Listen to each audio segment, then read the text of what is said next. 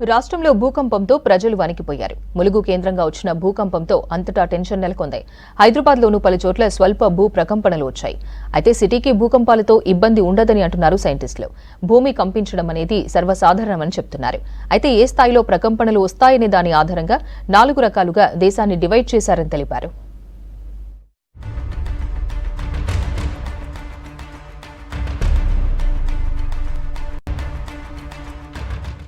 రాష్ట్రంలో భూ ప్రకంపనలు కలకలం రేపాయి. బుధవారం ఉదయం 7:27 హైదరాబాద్ సిటీ సహా పలు జిల్లాల్లో భూమి కంపించింది.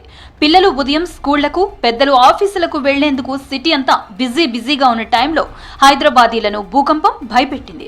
జూబ్లీహిల్స్, బంజారాహిల్స్, బోరబండ, రాజేంద్రనగర్, వనస్థలిపురం, హయత్ నగర్, అబ్దుల్లాపూర్ మెట్, ఇబ్రహీంపట్నం, బొంగళూరు, కొంగరకలాన్, ఆల్వాల్లో 1-2 సెకండ్ల పాటు ఒక్కసారిగా భూమి స్వల్పంగా కంపించింది. దీంతో ఏం జరుగుతుందో తెలియక జనం ఇండ్ల నుంచి బయటకు పరుగులు తీశారు.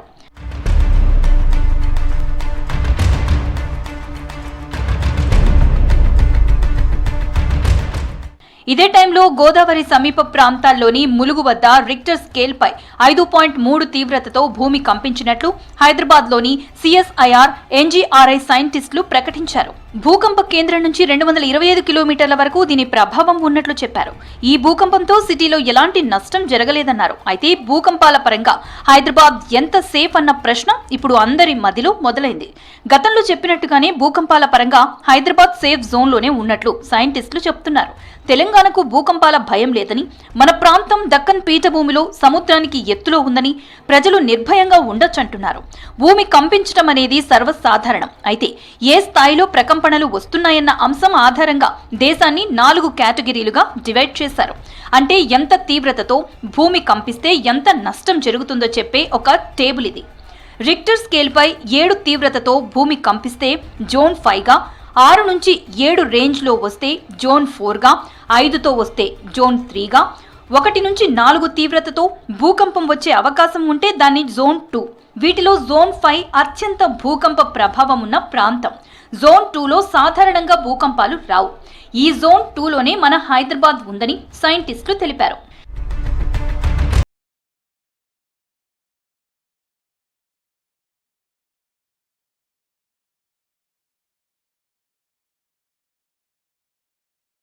ప్రాంతంలో నిత్యం హైరైజ్ భవనాలను జోన్ 3 ప్రాంతాలకు నిర్దేశించిన ప్రమాణాల ప్రకారం నిర్మించడం మంచిదని నిపుణులు సూచిస్తున్నారు. జూబ్లీహిల్స్, బంజారాహిల్స్ ప్రాంతాలు చిన్నపాటి ప్రకంపనలకు గురయ్యే అవకాశం ఉందన్నారు. రిక్టర్ స్కేల్పై 6 తీవ్రతతో భూకంపం వస్తే భూకంప కేంద్రానికి 15 కిలోమీటర్ల వరకు గోడలు కూలిపోయి భవనాలకు పగుళ్లు ఏర్పడతాయన్నారు. హైదరాబాద్ చుట్టుపక్కల ప్రాంతాల్లో ఈ మధ్య కాలంలో 2020లో 4.8, 2024 మార్చిలో 4.6, 2022లో 4.5 తీవ్రతతో భూమి కంపించినట్లు చెప్పారు.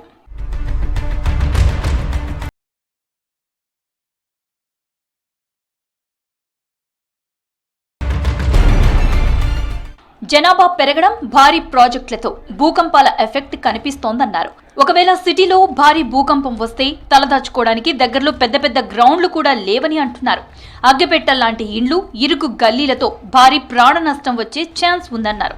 వీటన్నింటిని దృష్టిలో పెట్టుకుని ప్రస్తుతం మారుతున్న కాలానికి అనుగుణంగా జాగ్రత్త పడాలంటున్నారు. భవన నిర్మాణాల్లో ఖచ్చితంగా సేఫ్టీ పాటించాలని, జోన్ 3 ప్రమాణాలతో ఇండ్లు కట్టుకోవాలని సూచిస్తున్నారు. 1500 నుంచి 2000 ఫీట్ల వరకు బోర్లు వేస్తున్నారని, దీని ప్రభావంతోనూ భూకంపాలు రావచ్చని అంటున్నారు.